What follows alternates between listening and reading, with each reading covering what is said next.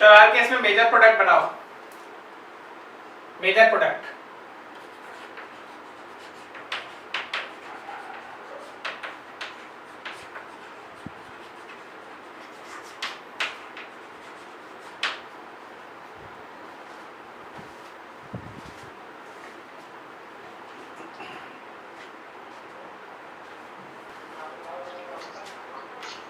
चलो आगे बढ़ना भी है, देखते हैं।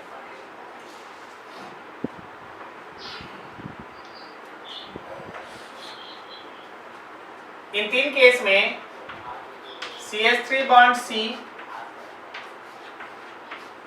बॉन्ड CH बॉन्ड CH3, एक CH3 यहां आ जाएगा और यहां पे Cl Br या OH आ जाएगा, सही है? या तो यहाँ Cl आ जाएगा, अगले केस में Br आ जाएगा, नेक्स्ट केस में OH आ जाएगा। क्लियर है?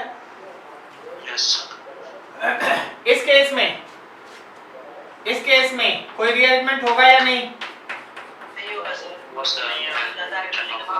कोई रीअरेंजमेंट नहीं होगा, बस यहाँ पे जो Br है वो एंटी रहेगा, सही है ना? इस केस में क्या होगा? Anti mark.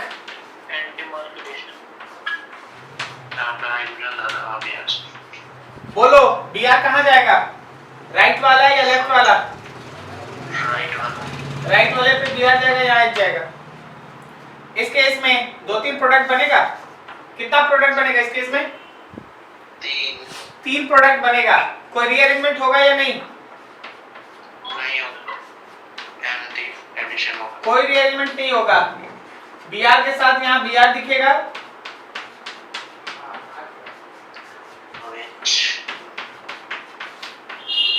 Br के साथ OH दिखेगा,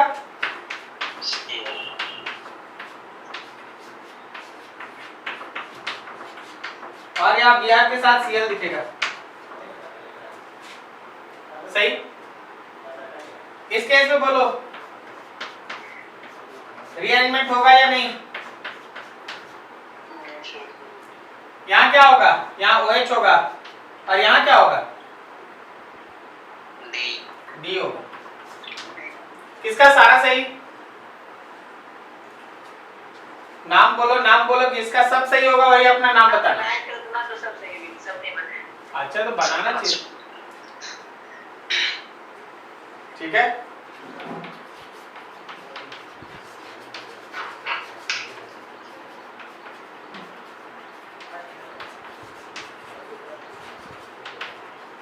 सब्स्टिट्यूशन रिएक्शन, कोई भी एक ऐसा पर्टिकुलर रिएक्शन जिसमें किसी एटम या ग्रुप ऑफ एटम को कोई दूसरा एटम या ग्रुप ऑफ एटम रिप्लेस कर दे, सब्स्टिट्यूट कर दे, हटा दिए उसको, उसकी जगह अपने चले गए। फुटबॉल का गेम देखता है ना, कोई मान लो कोई 8 नंबर का जर्सी में खेल रहा है तो उसको बाहर बुलाकर उसकी जगह पे ना 10 नंबर का जर्सी का जो प्लेयर है उसको भेज दिया गया।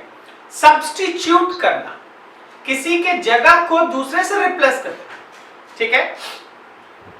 देख एडिशन में क्या था, ले जाके जोड़ देते थे, किसी को हटाते नहीं थे, जोड़ देते थे। मतलब 11 खिलाड़ी की जगह 13 खिलाड़ी खिला दे रहे, बात समझा? तो वहां ऐड कर रहे हैं। लेकिन सब्स्टिट्यूट में क्या है, 11 में से एक को बाहर निकाल के फिर से एक को भेज देना है, 11 का 11 मेंटेन रखना है, लेकिन सब्स्टिट्यूट एक बाहर एक अंदर। तो बहुत सिंपल लॉजिक है कि हाँ भाई किसी को हटाना है, उसकी जगह दूसरे को बैठा देना है, ठीक है? तो वैसा कोई रिएक्शन जिसमें किसी एटम या ग्रुप ऑफ एटम को कोई दूसरा एटम या ग्रुप ऑफ एटम रिप्लेस कर देता है, that particular reaction is said to be substitution reaction. मान लो हम लोगों के पास कोई एक H है और यहां पे कोई भी एक अटैकिंग रिएजेंट है, A attacking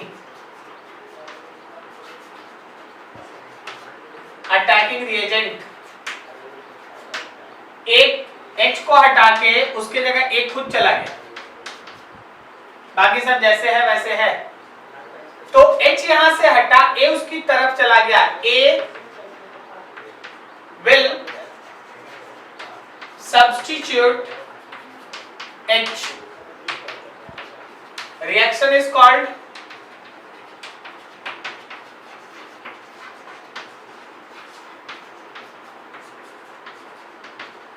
substitution reaction. Reaction is called substitution reaction. इसी रिएक्शन को आप सब्स्टिट्यूशन रिएक्शन कहते हैं। इसी रिएक्शन को आप सब्स्टिट्यूशन रिएक्शन कहते हैं। ठीक है, तो बी लॉजिकल, एकदम सिंपल। अब ये सब्स्टिट्यूशन रिएक्शन मेनली अगर आप डिवाइड करेंगे तो टाइप्स अगर आप देखेंगे तो एक है free radical substitution. Free radical substitution आज हम लोग इसी के बारे में पढ़ेंगे। दूसरा हम लोग के पास है इलेक्ट्रोफिलिक सब्स्टिट्यूशन, ऐसी कहते हैं। और थर्ड हम लोगों के पास न्यूक्लियोफिलिक सब्स्टिट्यूशन, एसएन कहते हैं। अब इस एसएन रिएक्शन को भी अगर तुम चाहो तो दो पार्ट में डिवाइड कर लो। आप जानते हैं इसको SN1 एंड SN2। इसके अलावा एडिशनल रख लेना SNI आता है और एक साइन सब्स्टिट्यूशन आता है।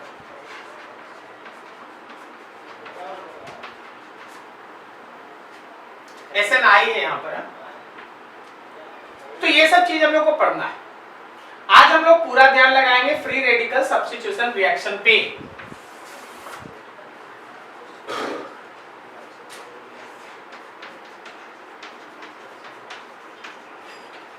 फ्री रेडिकल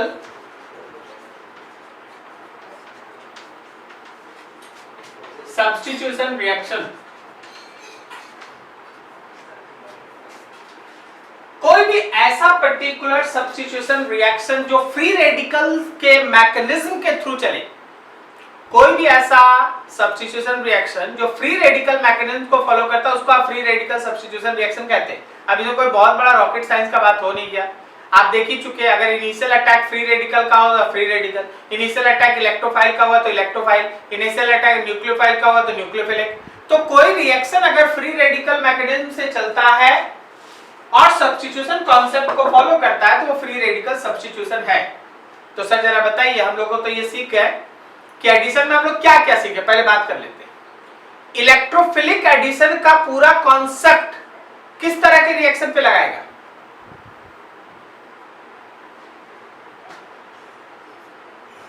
जब एल्कीन के ऊपर एडिशन होगा, जब एल्कीन या एल्काइन के ऊपर एडिशन पढ़ना होगा तो इलेक्ट्रोफिलिक एडिशन का पूरा कॉन्सेप्ट लगेगा। Did you get this? समझ में आया? Yes sir. न्यूक्लियोफिलिक एडिशन कहां फॉलो करेगा? जब एल्डिहाइड या कीटोन कार्बोनाइल ग्रुप के ऊपर एडिशन अगर होगा तो न्यूक्लियोफिलिक एडिशन है। क्या सही है? Yes sir. अच्छा बता जरा, फ्री रेडिकल एडिशन कब फॉलो करेगा?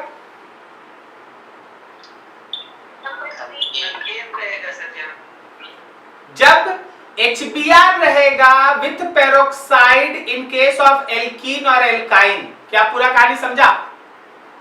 Yes sir. तो जब तक आप इस बात को ध्यान में नहीं रखिएगा, आप कोई भी मैकेनिज्म कहां लगाइएगा आपको पता तो हो, तब ना वो मैकेनिज्म का कॉन्सेप्ट लगाएंगे। समझे? तो सर आखिर ये फ्री रेडिकल सब्स्टिट्यूशन कहां लगता है? याद रखना, halogenation of alkane to give alkyl halide is example of free radical substitution. Halogenation of alkane to give alkyl halide is example of free radical substitution. वही हम लोगों का free radical substitution reaction count होता है. अब चलो इसका example और इसका मैकेनिज्म आपके सामने रखते हैं. मान लीजिए जैसे आप लिखते हैं CH3 बॉन्ड CH3 और इसको आप Cl2 से रिएक्ट कराते हैं इन प्रेजेंस ऑफ H तो आपको प्रोडक्ट मिलता है CH3 बॉन्ड CH2 Cl और साथ में HCl। अगर आप ध्यान दीजिएगा तो आउट ऑफ 3 हाइड्रोजन एक हाइड्रोजन को ये Cl हटा चुका है, वही हाइड्रोजन HCl बनाता है। तो this is an example.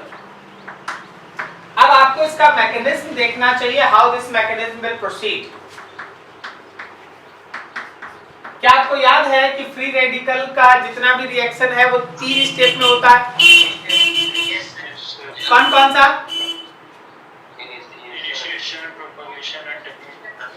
Initiation, propagation and termination. Initiation होता क्या है, क्लोरीन के अंदर जब हम लोग फोटोन के साथ इसको रिएक्ट कराते हैं तो क्लोरीन का ये बॉन्ड टूटता है और दोनों क्लोरीन अपना एक एक ऑड इलेक्ट्रॉन लेके क्लोरीन का डॉट बनाता है। तो इनिशिएशन में क्लोरीन डॉट बन गया। दूसरा स्टेप है प्रोपगेशन का। एज डिस्कस प्रोपगेशन खुद 2 पार्ट में डिवाइड रहता है। चलो स्टेप 1 देखो। स्टेप 1 में CH3 बॉन्ड CH2 और चलो एक हाइड्रोजन अलग कर दिए और बगल में मौजूद है Cl डॉट। होता क्या है, ये पर्टिकुलर हाइड्रोजन एक इलेक्ट्रॉन कार्बन को और एक इलेक्ट्रॉन हाइड्रोजन लेके अलग होता है Cl पे डॉट H पे डॉट। अब होगा क्या कि ये H और Cl ये दोनों आपस में मिलके HCl बन गया और साथ में अलग हो गया है CH3 CH2 dot. CH3 CH2 dot, ये स्टेप 1 है। जब आप वापस से स्टेप 2 में आते हैं तो जो बना हुआ आपका CH3 CH2 डॉट है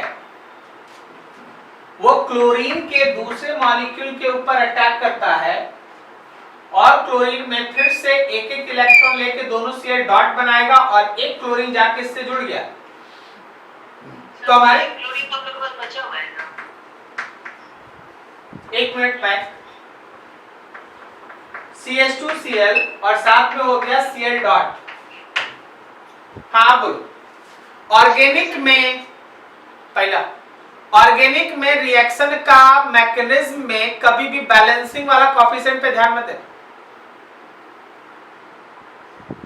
समझा?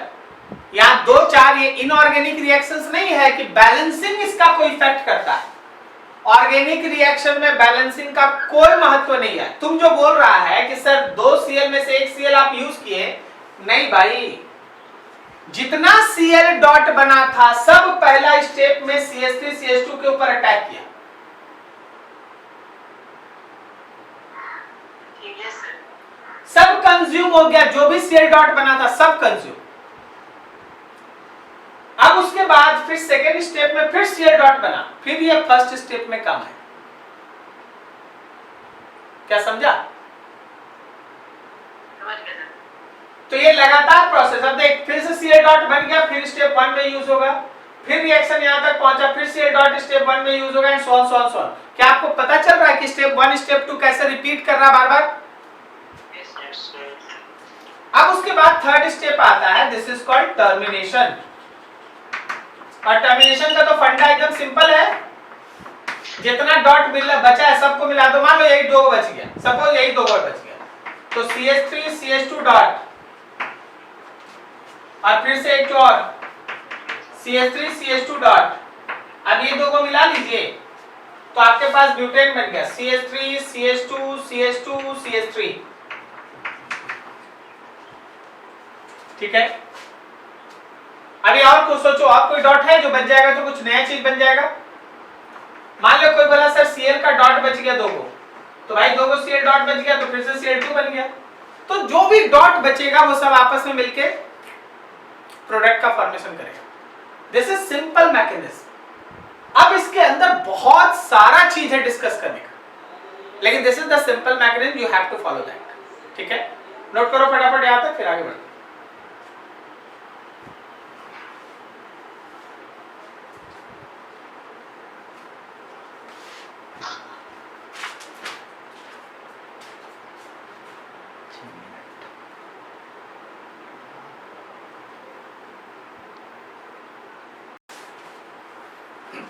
चलो देखो,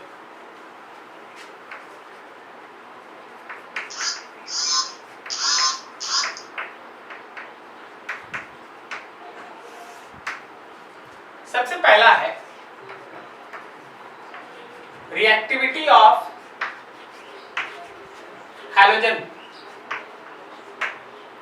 सबसे तेजी से रिएक्ट करता है F2, Cl2, Br2 और सबसे कम रिएक्टिव होता है I2। सो याद रखना कि जब भी हम लोग किसी एल्केन का, पूरा ध्यान लगा दीजिए, एल्केन का हैलोजिनेशन, बस यही टॉपिक आप पढ़ रहे हैं। एल्केन कैन बी साइक्लिक और असाइक्लिक, बट आप पढ़ क्या रहे हैं? एल्केन का halogenation. Follow free radical substitution mechanism. Fluorine सबसे ज्यादा एक्टिव होता है और सबसे कम chlorine, most to least. Reactivity decreases. और अगर आप हाइड्रोजन को हटाएं, abstraction of hydrogen, abstraction of hydrogen,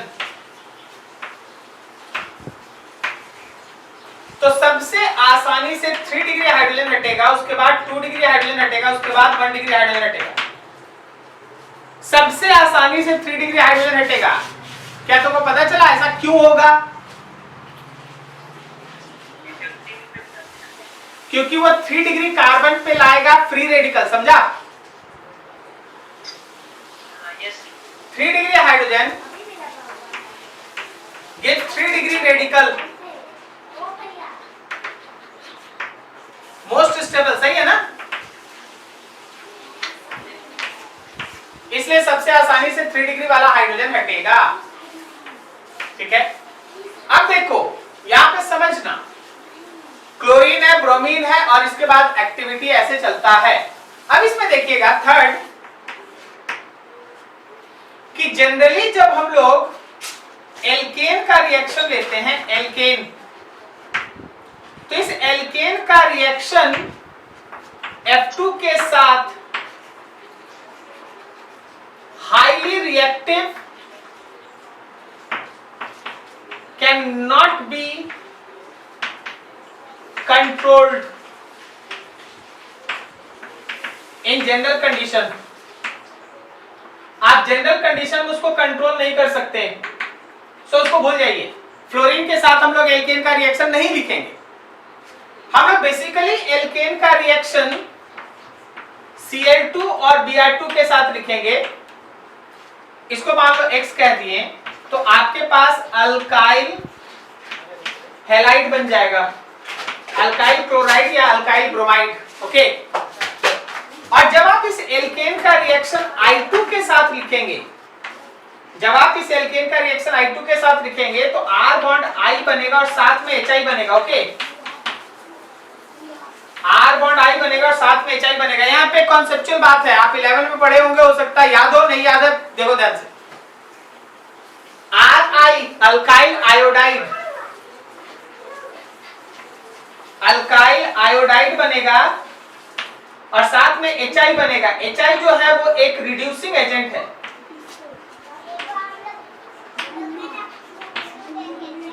तो इस HI के बनने की वजह से, एक रिड्यूसिंग एजेंट के बनने की वजह से रिएक्शन फिर से रिवर्स हो जाता है, रिएक्शन फिर से रिवर्स हो जाता है। When alkane plus iodine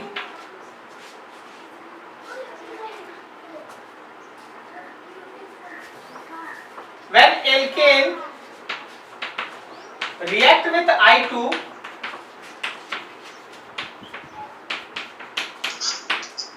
then HI is formed, which is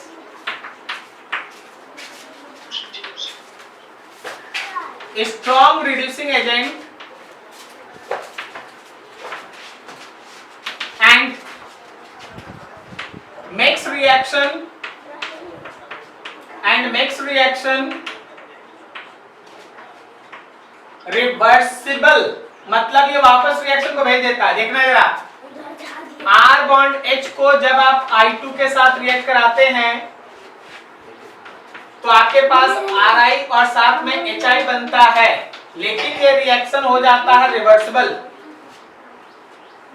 क्या तुमको लॉजिक समझ में आया कि जो Hi बना है वो एक स्ट्रॉन्ग रिड्यूसिंग एजेंट है, तो ये रिएक्शन को पीछे भेज देता है। तो भाई आप इस रिएक्शन को कैसे कैरी कर सकते हैं? Use Le Chatelier principle. आप अगर Hi को यहां से हटाते जाइएगा तो क्या ली-चैटरले प्रिंसिपल के हिसाब से रिएक्शन फॉरवर्ड में जाएगा? Yes, sir. Yes, sir. To make forward direction favorable,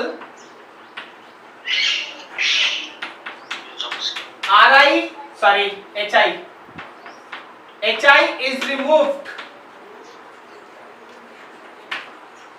by using a strong oxidizing agent such as HiO3, HNO3 etc. अगर आप चाहते हैं कि आपका ये रिएक्शन फॉरवर्ड में जाए तो Hi को हटाना पड़ेगा। उसको हटाने के लिए आप एक स्ट्रॉन्ग ऑक्सीडाइजिंग एजेंट HiO3 या HNO3 इन सब का यूज करते हैं। तो होता क्या है देख लो, देखो जो आप HiO3 लिए वो Hi के साथ मिलके I2 और वाटर बना देता है। अब तो और फायदा हो गया। वैसे क्या फायदा हो गया? देख I2 बन गया मतलब रिएक्टेंट बढ़ गया, तब तो रिएक्शन और आगे जाएगा ना। Yes, sir. Yes, sir. पूरा कॉन्सेप्ट याद रखना। अगर तुमको मेरा कॉपी याद है उसके बाद जो क्वेश्चन उस टॉपिक का होगा बनाते जाओ। अभी सुनाई दे रहा है? बोल रहे हैं कि यहां से जितना लाइन लिखे हैं सबको अच्छे से याद रखना, ठीक है? फ्लोरीन के साथ ये कारण, क्लोरीन और ब्रोमीन मेनली रिएक्शन शो करता है। आयोडीन के साथ रिएक्शन लिखेंगे तो एक स्ट्रॉन्ग ऑक्सीडाइजिंग एजेंट भी लिखना पड़ेगा, तभी रिएक्शन लिखेंगे, नहीं तो रिएक्शन रिवर्सिबल हो जाएगा, अपने से पीछे जाएगा। पीछे जाने का कारण वो Hi होगा। तो हमेशा पूरा चीज दिमाग में रखेंगे, ठीक है? तो हम लोग इसको ऐसे लिखेंगे, R bond H plus I2 arrow HiO3, तब लिखेंगे Ri प्लस Hi। समझा क्या? इसका रोल समझ में आ गया यहाँ क्यों है? ठीक है, तो ये तुम्हारे पास है। अब देखो जैसे सबसे आसानी से कौन सा हाइड्रोजन, क्या बोले? HI तब तो घट जाएगा नहीं? HI HI को हटा सकते हैं दूसरे में। अभी नहीं हटा सकते, ठीक है? लिखेंगे, बताएंगे कि ये रिएक्शन HiO3 के प्रेजेंस में हो रहा है और वो HiO3 Hi से रिएक्ट करेगा, I2 बनाएगा। लिखना है, नहीं लिखेगा तो फिर प्रोडक्ट कहाँ गया? वो हाइड्रोजन कहाँ चला गया? I कहाँ चला गया? वो लिखना तो होगा ना, ठीक है? तो सबसे आसानी से 3 डिग्री हाइड्रोजन निकलता है, ये बोले ना यहाँ पर। लेकिन हम उससे इंपॉर्टेंट बोले हैं कि देखो भाई ये क्यों निकलता है, क्योंकि ये ज्यादा स्टेबल रेडिकल देगा। ओके, अगर कोई इससे भी अच्छा रेडिकल बनाने वाला होगा तो वही निकलेगा। क्या तुम समझा? Yes, sir. देख, अच्छा उसके लिए बाद में बात कर लेते हैं, अभी हम इसको डिस्टर्ब नहीं करते। नोट करो इसको। हाँ, ठीक। नेक्स्ट क्लास में लगा। अच्छा नहीं, थोड़ा सा तैयारी कर लेंगे, उसके एक दिन पहले सो लेते तब बात। चल अगला देख, अगला नेक्स्ट इसमें है ना, बहुत इंपॉर्टेंट एक कॉन्सेप्ट है, वो ये है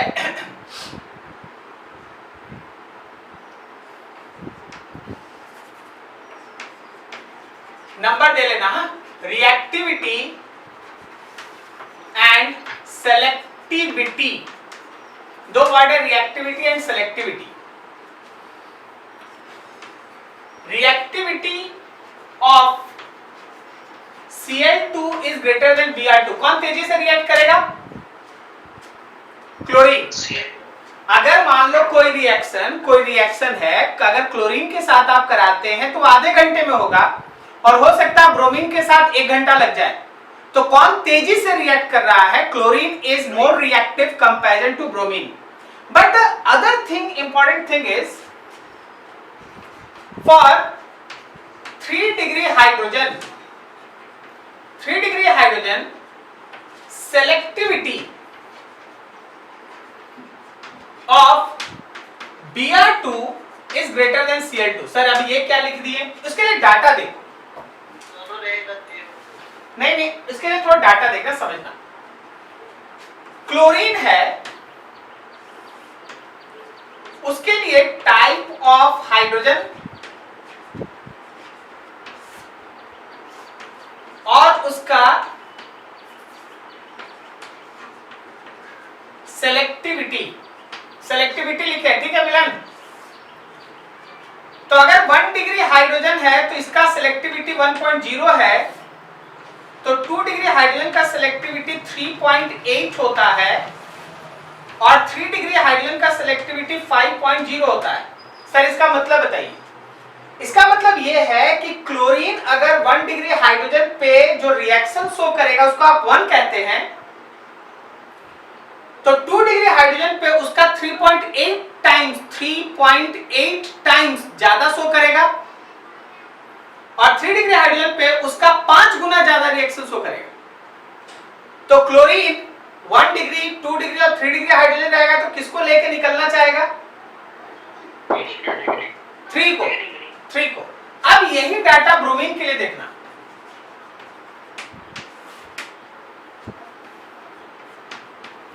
टाइप ऑफ हाइड्रोजन और उसका सेलेक्टिविटी। 1 डिग्री हाइड्रोजन का सेलेक्टिविटी को 1.0 कहिएगा तो 2 डिग्री हाइड्रोजन का सेलेक्टिविटी 80 होता है और आप विश्वास कीजिए 3 डिग्री हाइड्रोजन का सेलेक्टिविटी 1600 होता है। मतलब क्लोरीन 1 डिग्री हाइड्रोजन के कंपैरिजन में 3 डिग्री हाइड्रोजन को 5 गुना ज्यादा एफिनिटी शो करता है, 5 गुना ज्यादा चाहता है 3 डिग्री हाइड्रोजन को कंपैरिजन टू 1 डिग्री। समझा? लेकिन ब्रोमीन 1 डिग्री हाइड्रोजन से 3 डिग्री हाइड्रोजन को 1600 टाइम्स ज्यादा चाहता है। तो कौन अच्छा सिलेक्शन करेगा 3 डिग्री के लिए? ब्रोमीन। इसलिए बोला गया 3 degree hydrogen selectivity of bromine is greater than chlorine but reactivity of chlorine is greater than bromine. कौन ज्यादा रिएक्टिव है? क्लोरीन। कौन ज्यादा सेलेक्टिव है? ब्रोमीन। दोनों में अंतर समझ में आया? वर्ड समझ रहा है? ठीक है ना? आगे देखें। अब इस पे कुछ और आगे बढ़ते हैं। डाटा देखना बढ़िया से।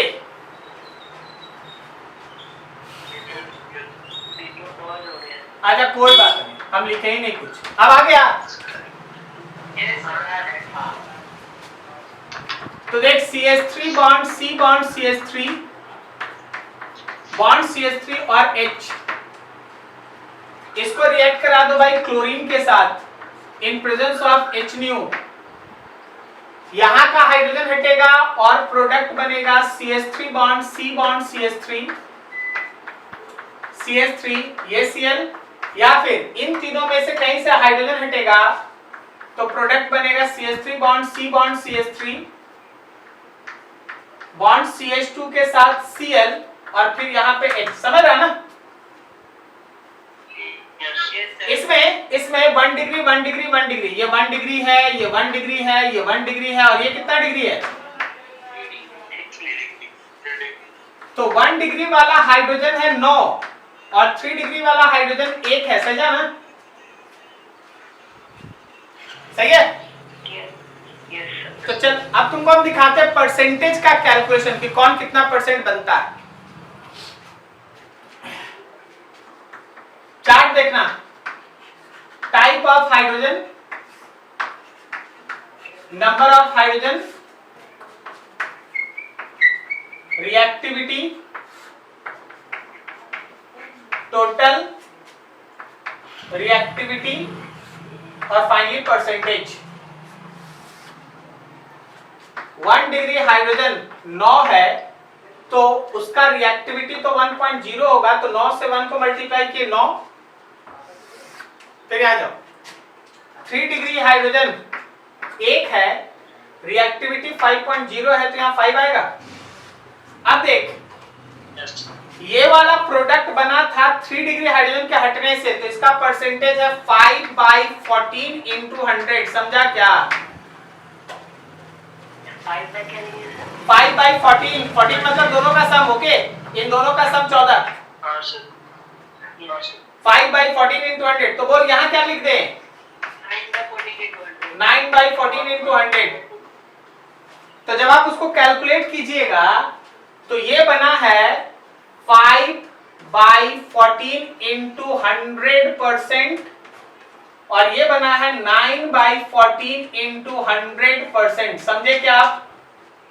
उल्टा लिख दिए क्या? नहीं, ठीक है, ठीक है ना? सबको समझ में आ रहा है? चल थोड़ा कैलकुलेशन भी कर ले, चल थोड़ा कैलकुलेशन कर लेते हैं। 50 में 14 से डिवाइड कर लो, कितना आ गया?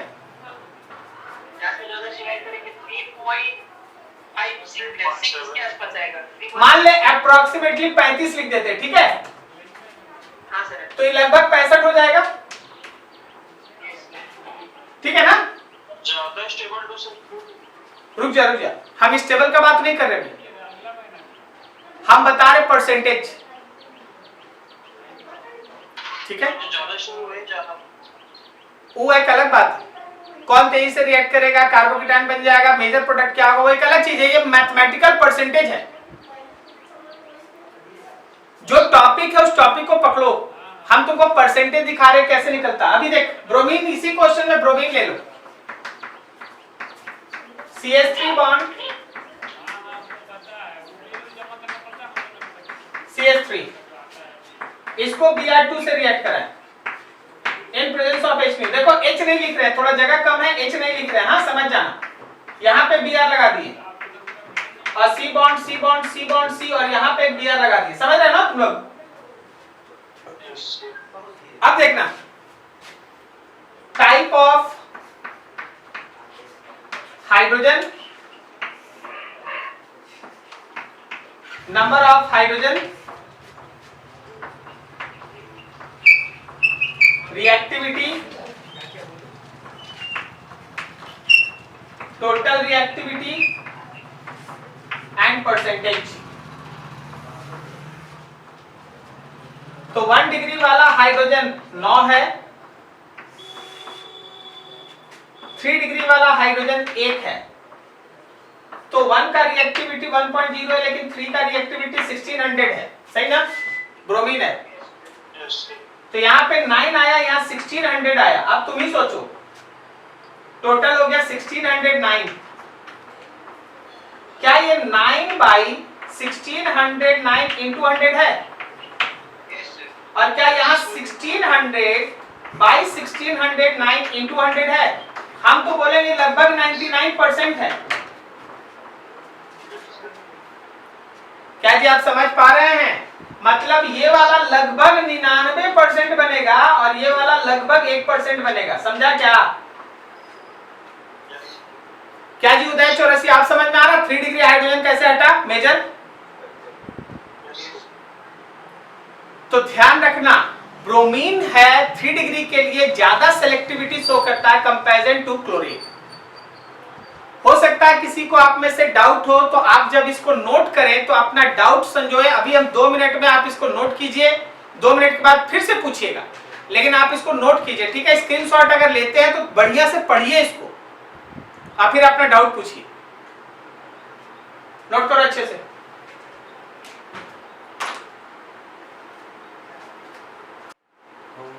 डिलीवरी में भी कमाया है, हो गया? एक चीज अभी भी लग रहा है, ज्यादा मतलब बना है वो तो स्टेबल वाला। हाँ एकदम लगना चाहिए, बिल्कुल होना चाहिए। तो वो चीज क्लोरीन में ही क्यों लगा रहा है? वो हड़बड़ी में है, क्लोरीन हड़बड़ी में है, पता है? हड़बड़ी में, हड़बड़ी में मतलब ये वाला बात, वो धड़ाधड़ रिएक्ट किए जा रहा है। तो 3 डिग्री हाइड्रोजन उसको कम मिला, नंबर कम मिला, और 1 डिग्री वाला ज्यादा मिला।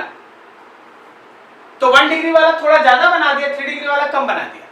ब्रोमीन क्या है? धीरे धीरे जा रहा, चुन चुन के 3 डिग्री को अटैक कर रहा है। अंतर समझा? धीरे धीरे जा रहा है, लेकिन चुन चुन के 3 डिग्री को अटैक कर रहा है। हाँ, समझ गया सर। यही चीज, ये थोड़ा हड़बड़ी में है, क्लोरीन हड़बड़ी में है, रिएक्टिविटी फास्ट है, तो वो 1 डिग्री भी अटैक कर रहा है, 3 डिग्री भी अटैक कर रहा है, उसको 1 डिग्री 3 डिग्री दोनों अगर एक साथ मिल जा रहे तो 3 डिग्री पे ज्यादा अटैक कर रहा है। लेकिन 3 डिग्री का नंबर कम, इसको चारों तरफ 1 डिग्री घेर के रखा है, समझ रहा है? सर अगर रिएक्टिविटी क्लोरीन का घट जाएगा तो वैसे ही हो जाएगा फिर ब्रोमीन के साथ। अच्छा, कैसे घट जाएगा? तेरे और मेरे बात करने से घट जाएगा? नहीं मैंने अगर पॉइजन डाल दिया तो हाँ, नहीं नहीं, वो तुम नहीं कंट्रोल कर सकता, वो नहीं कंट्रोल कर सकता तुम। एक्चुअली ये बॉन्ड एनर्जी है, बहुत सारा फैक्टर्स है जो उसको सपोर्ट करता है रिएक्टिविटी को। तो मेरे या तुम्हारे कहने से या कोई कंडीशन लगा के क्लोरीन का रिएक्टिविटी ब्रोमीन से घटा दिया, ऐसा नहीं होगा। ठीक है, समझ गया। अभी और भी है, आगे हम दिखाते हैं। ये समझ में आया सबको? कैलकुलेशन से समझ में आया? क्लियर है सब कुछ? Yes, sir. अभी तुम्हें ऐसे सोचो ना, अभी तुम एकदम सब कोई फोकस है फ्री रेडिकल सब्स्टिट्यूशन पे, तो भाई ठीक से चल रहा है, एक एक चीज बारीकी से देख रहा है। ठीक है, अब आज तुमको फ्री रेडिकल सब्स्टिट्यूशन भी पढ़ा दे, एडिशन भी पढ़ा दे और एलिमिनेशन भी पढ़ा दे, तो पता चला सब थोड़ा थोड़ा छू लिए लेकिन आया कुछ नहीं ज्यादा। बस यही चीज है, ब्रोमीन क्या है, एकदम रुक रुक के धीरे धीरे धीरे धीरे 3 डिग्री 3 डिग्री 3 डिग्री चुन चुन के अटैक हो रहा है। क्लोरीन थोड़ा जल्दी में, उसको 3 डिग्री मिला उस पे अटैक, 1 डिग्री मिला उस पे अटैक, अगर 1 डिग्री 3 डिग्री दोनों एक साथ मिल गया तो 3 डिग्री पे अटैक। समझे क्या?